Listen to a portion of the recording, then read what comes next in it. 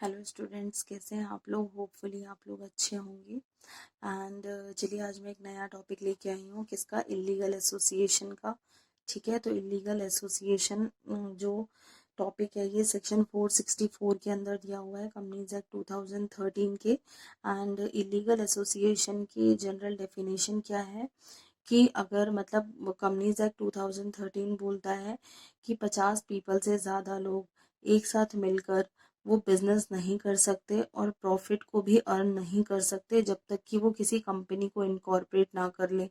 ठीक है, मतलब 50% से ज़्यादा लोग मिलकर एक साथ बिजनेस नहीं कर सकते और प्रॉफिट को अर्न नहीं कर सकते जब तक कि वो कंपनी इनकॉर्पोरेट ना कर लें। ठीक है, चलिए देखते हैं। As per section 464 of the companies act 2013, more than 50 people can not come together to do a business and earn profit without incorporating a company. Same line ये लिखी है।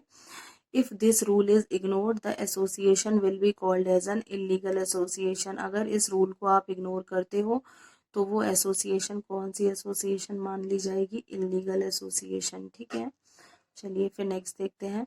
This rule is not applicable to, जो ये वाला rule है ये किसके ऊपर एप्लीकेबल नहीं होता है। ठीक है, तो ये दो लोगों पर एप्लीकेबल नहीं होता, किस पर, हिंदू अनडिवाइडेड फैमिली पे। एंड वो पार्टनरशिप जो फॉर्म करी है किसी प्रोफेशनल ने, जो गवर्न किए गए हैं किसी स्पेशल एक्ट के अंदर, मतलब CA CS, ठीक है, CWA वगैरह, ये लोग क्या है स्पेशल लॉ के अंदर डिफाइन किए गए हैं। अगर इन्होंने कोई पार्टनरशिप फॉर्म ओपन करी है तो इस पे भी जो है सेक्शन का एप्लीकेबिलिटी नहीं होगी। तो कौन से लोग हो गए, हिंदू अनडिवाइडेड फैमिली, और कोई भी पार्टनरशिप फॉर्म अगर फॉर्म्ड हुई है, किसने फॉर्म करी है, किसी प्रोफेशनल ने जो कि गवर्न किए गए हैं किसी स्पेशल लॉ के अंदर। ठीक है, उसके बाद नेक्स्ट है, the illegal association can not enter into a contract.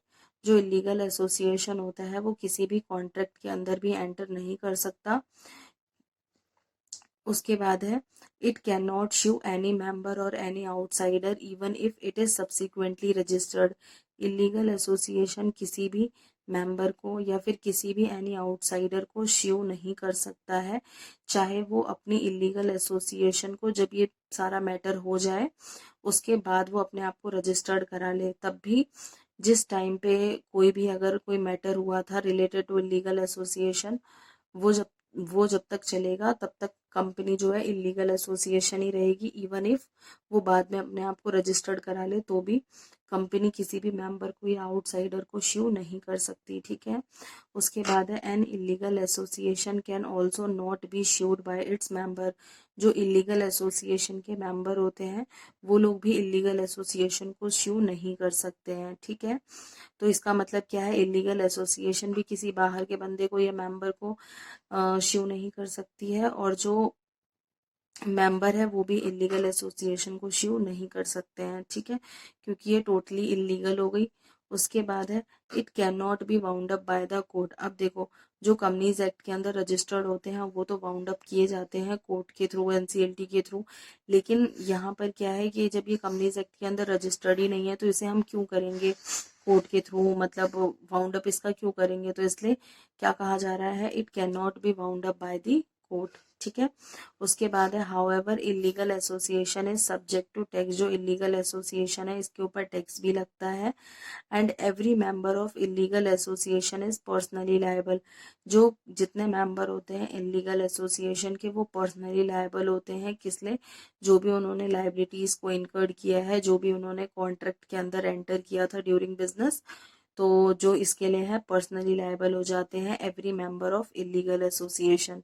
उसके बाद नेक्स्ट पॉइंट है, every member of illegal sorry every member of illegal association is subject to fine which में एक्सटेंड टू ₹1,00,000। जितने भी मेंबर होते हैं इलीगल एसोसिएशन के उनके ऊपर फाइन लगता है, जो कि कहाँ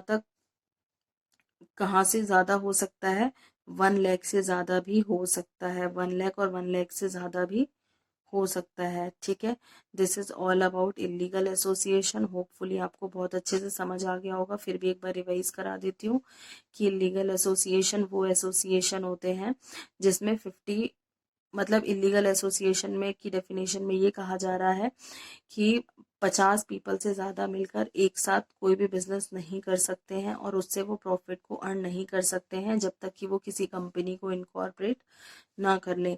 फिर इलीगल एसोसिएशन 2 लोगों पर एप्लीकेबल नहीं होता ये सेक्शन, हिंदू अनडिवाइडेड फैमिली पे और कोई भी ऐसा पार्टनरशिप जो फॉर्म किया है किसी प्रोफेशनल ने जो कि गवर्न है किसी भी स्पेशल लॉ के अंदर।